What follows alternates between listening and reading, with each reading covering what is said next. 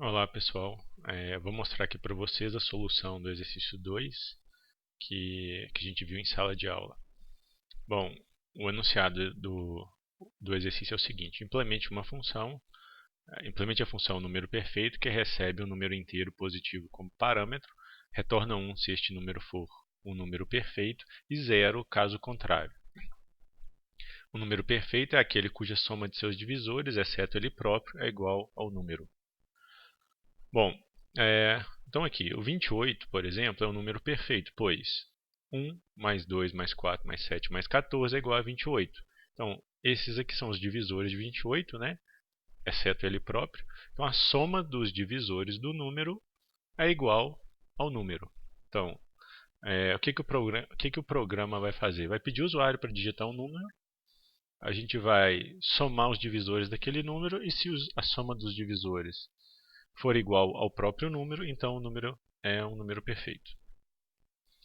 Bom, o programa então já está feito aqui.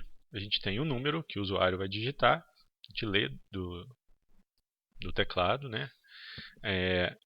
Se número perfeito, então a gente vai chamar a função número perfeito. Se ela retornar, no caso ela vai retornar 1 ou 0, eu poderia colocar aqui se número perfeito igual a 1, ele vai imprimir a mensagem número perfeito. Se não, ele vai imprimir valor digitado não é um número perfeito. Então vamos ver essa função número perfeito. Então ela é uma função que retorna 1. Vou tirar o comentário só para ficar mais legível aqui, mais fácil para vocês lerem. Então, função que retorna 1 caso o num, que é o parâmetro, seja um número perfeito e 0 caso contrário. O número é perfeito quando a soma de seus divisores, exceto ele próprio, é igual ao número. Então, o que a gente faz? Eu criei uma função que se chama soma divisores. Não é necessário criar essa função. O objetivo de eu ter criado essa função é só mostrar para vocês como que a gente pode fazer uma função, programa principal chamando uma função e essa função chamando uma terceira função. Então, a função principal chamou a função número perfeito, passou como parâmetro o número digitado, está aqui. Aí a gente vai chamar a função soma divisores, que retorna a soma dos divisores do número passado como parâmetro. Então, se a soma dos divisores for igual ao número, então retorna 1. Se não, retorna 0.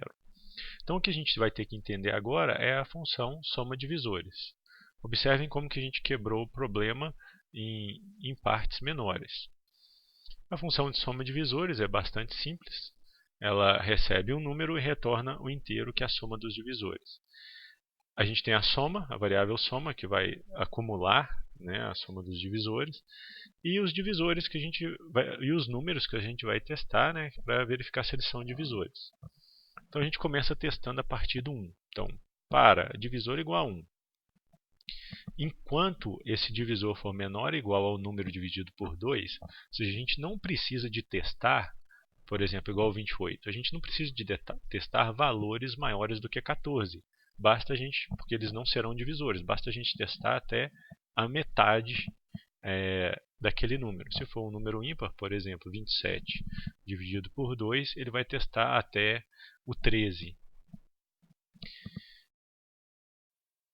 Então, se o número que a gente quer, por exemplo, 28, o resto da divisão de 28 pelo divisor foi igual a 0, pelo número, né, foi igual a 0, então ele vai ser um divisor. Então, soma é igual a soma mais divisor.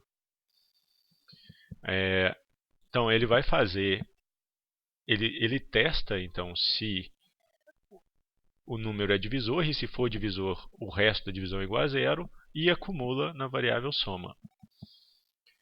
Então, assim, após ele fazer a soma, ele retorna o valor da soma. Compara, retornando a função número perfeito, ele compara a soma com o número, vai retornar 1 ou 0. Só para a gente finalizar,